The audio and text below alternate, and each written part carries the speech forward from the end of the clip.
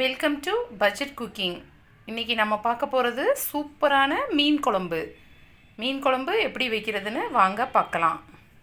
மீன் குழம்பு வைக்கிறதுக்கு மீன்கள்லாம் கழுவி ரெடியாக இருக்குது. நல்லா உடம்பு பீஸெல்லாம் வறுவலுக்கு எடுத்து வச்சு தலை பீஸ் வால் பீஸை போட்டு நம்ம குழம்பு வைக்க போகிறோம்.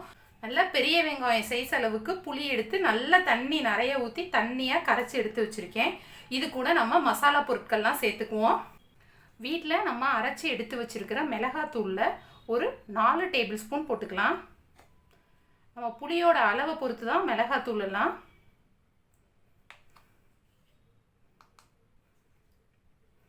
நம்ம கரைச்சி பார்த்துட்டு வேணும்னா எக்ஸ்ட்ராவாக சேர்த்துக்கணும் கண்டிப்பாக.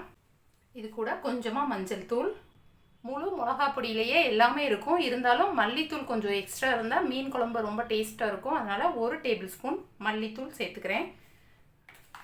இது கூட கொஞ்சம் பெருங்காயத்தூள், குழம்புக்கு தேவையான அளவு உப்பு போட்டு இதை நல்லா கலந்து விட்டுக்குவோம். நல்லா உப்பெல்லாம் கரையணும்.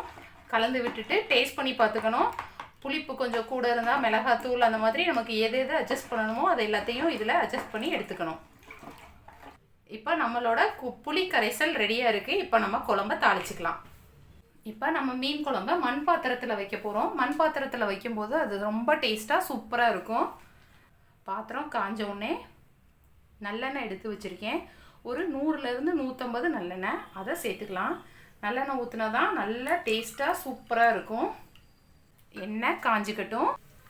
எண்ணெய் காஞ்ச உடனே 1 ஸ்பூன் அளவுக்கு கடுகு கொஞ்சம் வெடிச்சுக்கட்டும். கடுகு வெடிச்சுக்கிச்சு. இப்போ கொஞ்சம் வெந்தயம், 1 ஸ்பூன் சீரகம்,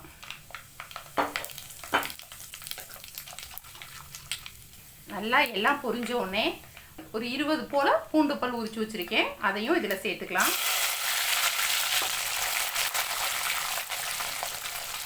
நல்லா இந்த பூண்டு எண்ணெயில் வதங்கும் போது வாசம் சூப்பராக இருக்கும். ஒரு 25 போல் சின்ன வெங்காயம் உரித்து வச்சுருக்கேன். சின்ன வெங்காயம் தான் போடணும், அதான் நல்லா டேஸ்ட்டாக இருக்கும். அதையும் இதில் சேர்த்துக்கலாம். கொஞ்சம் உப்பு போட்டுக்கலாம், அப்படின்னா வெங்காயம் சீக்கிரமாக வதங்கிக்கும். நல்லா கண்ணாடி பதமாக வதங்கி வரட்டும். இப்போ வெங்காயம் நல்லா கண்ணாடி பதமாக வதங்கியிருக்கு. இது கூட ஒரு 5-6 பச்சை மிளகா. இது சின்ன சைஸாக இருக்கிறதுனால, இல்லைன்னா பெருசாக இருந்தால் ஒரு 2-3 போதும்.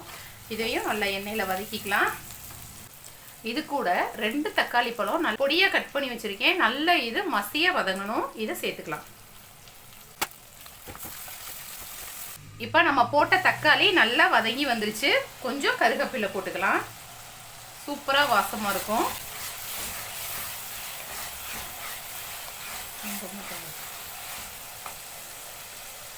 இப்போ நம்ம கலந்து எடுத்து வச்சிருக்கிற இந்த புளி மிளகாய் பொடி கரைசலை சேர்த்துக்கலாம்.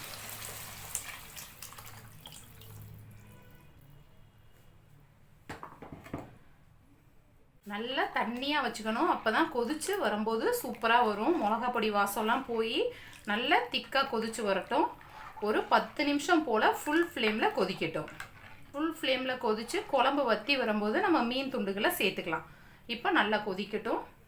உப்பு உரப்பெல்லாம் இருக்கான்னு ஒரு வாட்டி டேஸ்ட் பண்ணிவிட்டு நல்லா மூடி வச்சுருங்க. சூப்பராக நம்ம குழம்பு ரெடியாக போகுது. நம்மளோட குழம்பு சூப்பராக கொதிச்சிட்ருக்கு. நல்லா கொதிக்க ஆரம்பிச்சிருக்கு. இப்போ தான் நல்லா ஒரு 10 நிமிஷம் 15 நிமிஷம் அளவுக்கு கொதித்து குழம்பு நல்லா வற்றி வரணும். அதுக்கப்புறம் மீனை போடணும். மீன் போடும்போது இன்னும் கொஞ்சம் தண்ணி விட்டுக்கும். அதனால் குழம்பு வற்றின பிறகு தான் மீனை போடணும். இப்போ குழம்பு நல்லா கொதித்து நல்லா வற்றி வந்துருச்சு. ஓரத்தில் எண்ணெய் கொதி கூட இருக்குது. இப்போ நம்ம கழுவி எடுத்து வச்சுருக்கிற இந்த மீன் துண்டுகளை இதில் சேர்த்துக்கலாம். மீன் துண்டுகளை சேர்த்துக்கும் போது குழம்பு கொஞ்சம் தண்ணி விட்டுக்கும். அதனால் ஊற்றி சாப்பிட்ற அளவுக்கு கரெக்டாக வந்துடும். மீனை போட்ட பிறகு குழம்பு அடிக்கடி கிண்டி விடக்கூடாது. ஒரு 2 வாட்டி அப்படி போல் கலந்து விட்டுட்டு ஒரு 2 மினிட்ஸ் நல்லா கொதிக்கட்டும். அதுக்கப்புறம் சிம்மில் வச்சு ஒரு 2-3 நிமிஷம் அதோட நம்ம குழம்பு அமர்த்திடலாம். அதுவும் இல்லாமல் இது மண் பாத்திரம்னால அடுப்பு அமர்த்தினாலும் கூட ஹீட் இருந்துகிட்டே இருக்கும். அதனால் வெறும் 2 நிமிஷம் போதும். இதை லைட்டாக ஒரு வாட்டி கலந்து விட்டுக்குவோம். சூப்பராக வந்திருக்கு மீன் குழம்பு. இதை மூடி வச்சிடும். இப்போ ஒரு 5 நிமிஷம் போல் ஆயிடுச்சு. நம்மளோட குழம்பு சூப்பராக கொதிச்சு வந்துட்டுருக்கு. இந்த டைமில் நம்ம சிம்மில் வச்சிடலாம். அப்போ எண்ணெய் கொதி நல்லா சூப்பராக வந்துடும். 5 நிமிஷம் சிம்மில் இருக்கட்டும். இப்போ இன்னொரு 5 நிமிஷம் போல் ஆயிடுச்சு. நம்மளோட குழம்பு சூப்பராக எண்ணெய் கொதிலாம் வந்து செம்மையாக ரெடி ஆயிடுச்சு. கருவேப்பிலை கொஞ்சம் போட்டுக்கலாம். போட்டுட்டு அடுப்பை அமர்த்தி விட்டுருவோம். அந்த மண் பாத்திரம்னால அந்த சூட்லேயே கொஞ்சம் நேரம் அந்த குழம்பு கொதிக்கும். நம்மளோட மீன் குழம்பு செம்மையாக ரெடி ஆயிடுச்சு.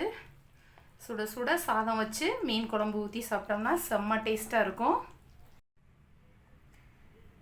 நம்மளோட சூப்பரான மீன் குழம்பு செம்மையாக ரெடி ஆயிடுச்சு.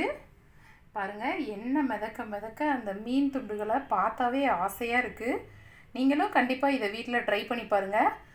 உங்களுக்கு இந்த ரெசிபி ரொம்ப பிடிச்சிருந்துச்சுன்னா என்னோடய சேனலை லைக் பண்ணுங்கள், ஷேர் பண்ணுங்கள், மறக்காமல் சப்ஸ்கிரைப் பண்ணுங்கள். Thank you.